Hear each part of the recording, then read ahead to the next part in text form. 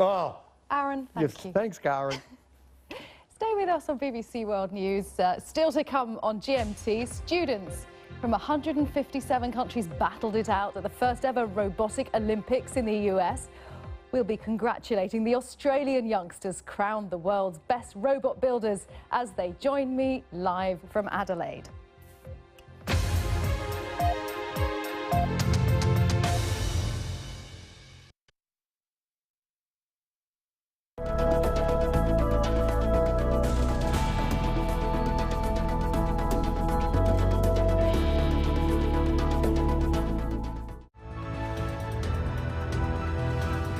You go and seek the maximum justice that will allow us peace. And I think we struck a good deal. I don't separate people by race, color, religion, and if I do, it's because I celebrate the diversity. We expect our allies to keep their word, to live up to the commitments that they've made for our common defense. And at this divide, we are trying to close up as best as possible. The term collateral damage was invented not by us. You know by whom. When big names talk, they talk to the BBC. Follow the best of BBC News on social media. Whether it's up-to-the-minute breaking news, something that you just have to share, or a live broadcast from the heart of the action. Something that gives you a unique perspective. Videos that make you react. Whether it's short and snappy, or in-depth and detailed. You can always rely on us for news you can trust. Africa's population is exploding. In the next few decades, millions of young people will be out looking for jobs. Join me, Alistair Leafhead, here in Ethiopia, where they're betting on industrialisation, on manufacturing, to transform the economy and put the country to work.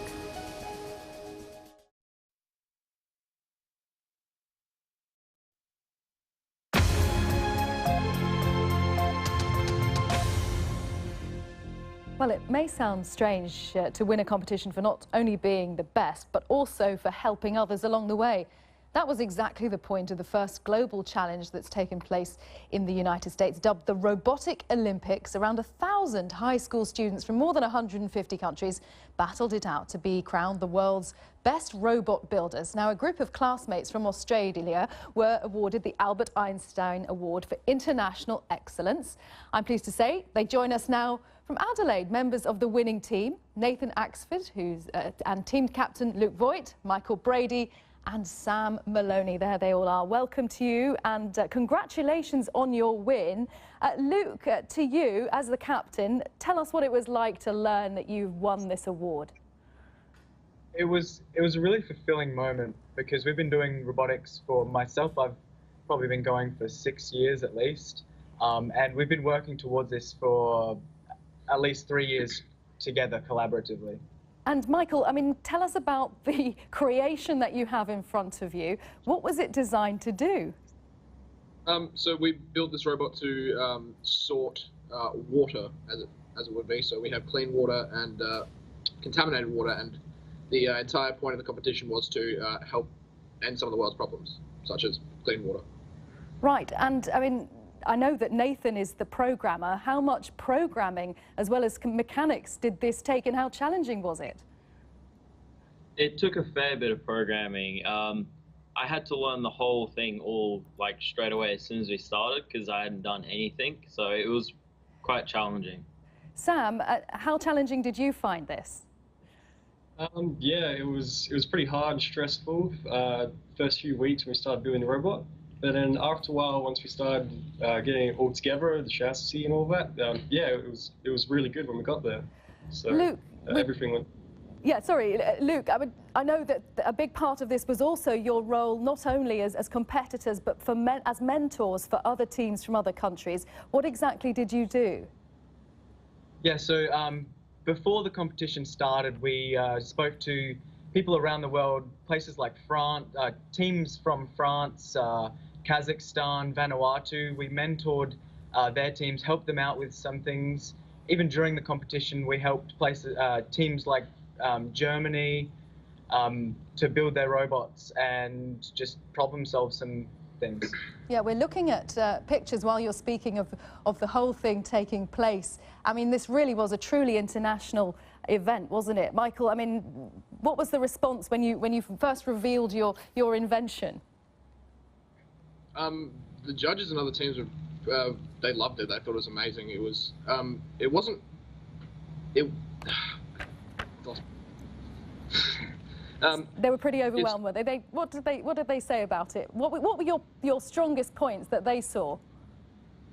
So we have a really good system for collecting balls and sorting them and storing them. We have a lot of space, and we've also got a lifting system that can lift our entire robot in under, what, 3 seconds, 5 seconds? Yeah.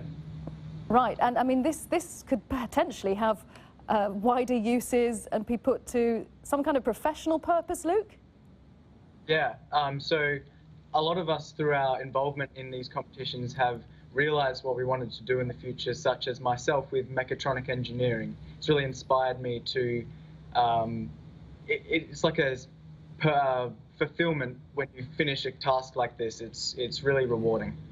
I can imagine. I mean, Nathan, does this really help you in your studies that you're doing academically? Is this part of your whole study picture? Can you take this forward in the future?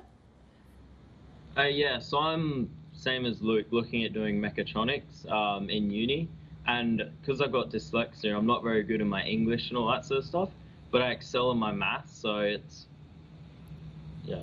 Yeah, and I mean, the rest of you, is this something that you potentially want to do as a career, that you've really seen a glimpse of a future profession, I suppose, Luke? Yeah, it's really steered me in the direction of mechatronic engineering. I really enjoy it. It's just a passion of mine. Yeah, and Michael, what now for you and the whole team, really? So I myself am planning on going to design. So I've been head of marketing for the team for quite a long time. I feel like this competition and this robot have really helped us develop our skills in all the areas we're trying to get into. Sam? Yeah, so, well, yeah, I want to go into engineering as well. I'm not too sure where, but the good thing about robotics is it covers all engineering in some way. So, yeah, it opens up my choices to electrical, software, or mechatronics like that. So, yeah. Yeah, you all seem pretty inspired by it. I mean, how much are you going to remain in contact with the people that you met during the course of this competition? You must have made a lot of friends from around the world, Luke. I myself, I was talking to a team member from Tanzania the other day, just about the competition, and you know, just having general chats. Like we met a team from North America that we'd met in previous competitions. The UK team we met over there, and we talked to them, made friends with them. Serbia, Poland, just many people we've met and now have connections with. I know you have a very special teacher who's also been very supportive along the way. Yes. 100%. Tell us a little about Sue O'Malley and what she's done.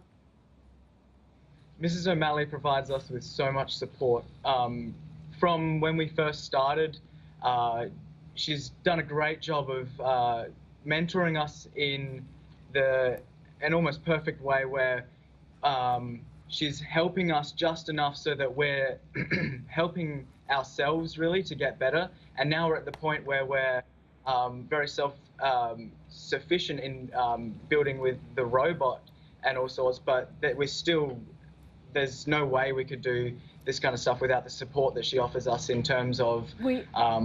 Thank you so much. We are out of time at the end of the programme. Nathan, Luke, Michael and Sam, we appreciate your time. Congratulations. Goodbye.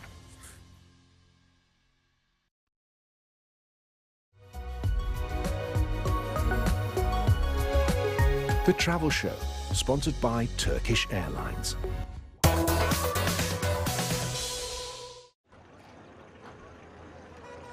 I'm on the banks of the mighty